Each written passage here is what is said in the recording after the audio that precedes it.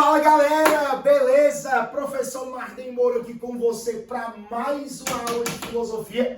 Aula 6 agora, ó, aula 6.2.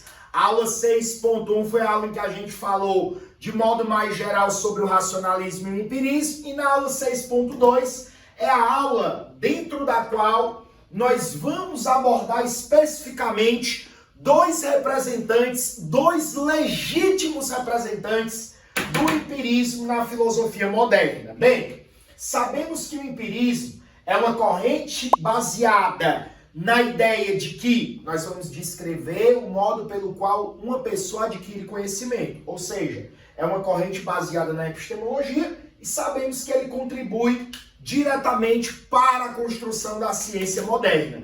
Primeiro grande filósofo empirista, Francis Bacon. Ei, galera, vem comigo aqui, ó. O Bacon escreveu uma obra para se contrapor à obra de Aristóteles, cujo título era Órgano. Nessa obra, o Aristóteles vinculava o raciocínio indutivo e o dedutivo, mas acabava valorizando a lógica silogística, que é uma lógica absolutamente dedutiva, cujo principal objetivo é analisar como que nós podemos garantir a validade dos nossos raciocínios.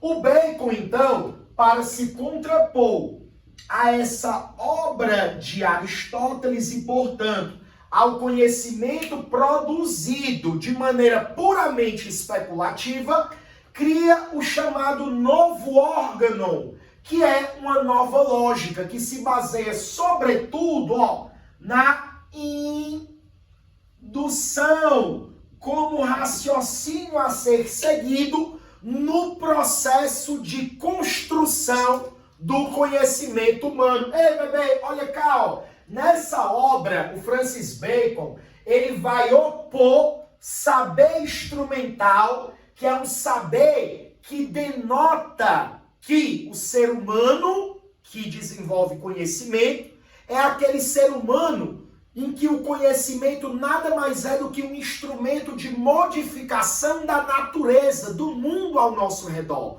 Conhecimento para Bacon não é você ficar pensando como fazia o Descartes, penso, logo existo. Conhecimento não é especulação, não é abstração.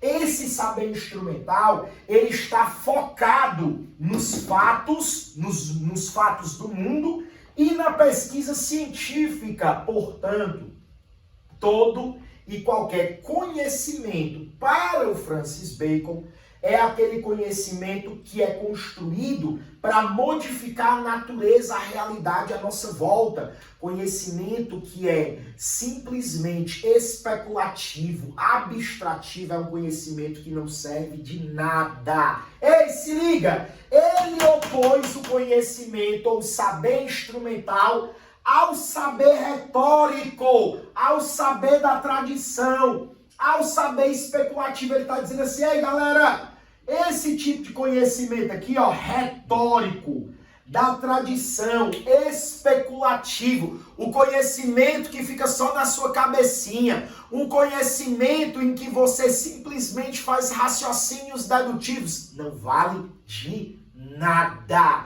E detalhe, todo mundo achava que ter conhecimento era ser sabido, era ser uma pessoa erudita. Bacon diz assim, não, bebê, conhecimento é saber fazer. Portanto, esse conhecimento aqui, você pode amassá-lo e jogá-lo no lixo, ficar com um conhecimento baseado no saber instrumental, que tem sua base fundamentada na indução, cujo grande objetivo é modificar a natureza, controlando as causas, controlando as formas por meio das quais essa natureza ela age.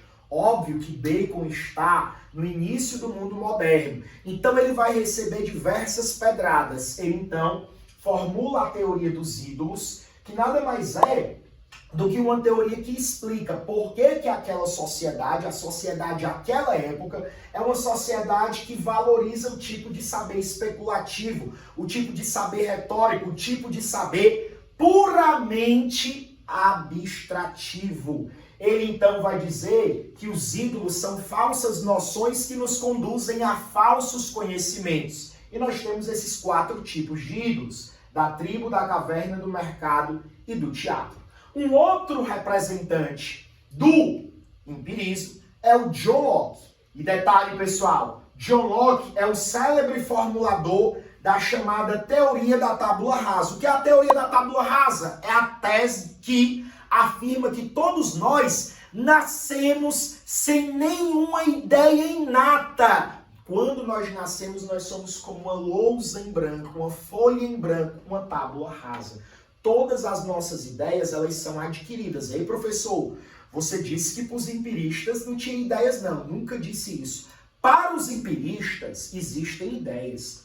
O que não existem são ideias inatas. Tábula rasa é a teoria do Locke, que se opõe à tese dos racionalistas, principalmente a do Descartes, que dizia que haviam ideias inatas. Ele então diz que nós possuímos ideias, mas que essas ideias elas são adquiridas por um processo cognitivo.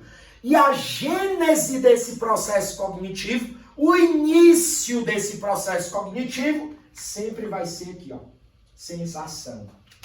Sensação, experiência, impressão é o ponto de partida para a construção de ideias. Se eu não tiver a sensação de algo, eu não posso construir uma ideia e, portanto, um conhecimento acerca de nada, de nenhum objeto que existe no mundo. E, professor, o que é essa reflexão? É óbvio que você tem ideias sobre coisas que você nunca pegou, nunca viu assim a olho nu. Por exemplo, o Minotauro.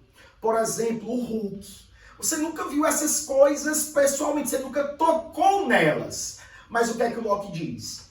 A nossa reflexão é uma operação mental. A nossa mente tem o poder de compor, de separar ideias. Você vê, por exemplo, um cavalo e vê um pássaro. E isso vem a você, essa ideia, quando eu estou falando em cavalo e pássaro, você está pensando nisso? Essa ideia, apesar de nós possuirmos essas ideias que vieram pela sensação, nós podemos, na nossa mente, fazer operações mentais com elas. Professor, me dá um exemplo dessas operações mentais. Você joga as asas do pássaro no cavalo.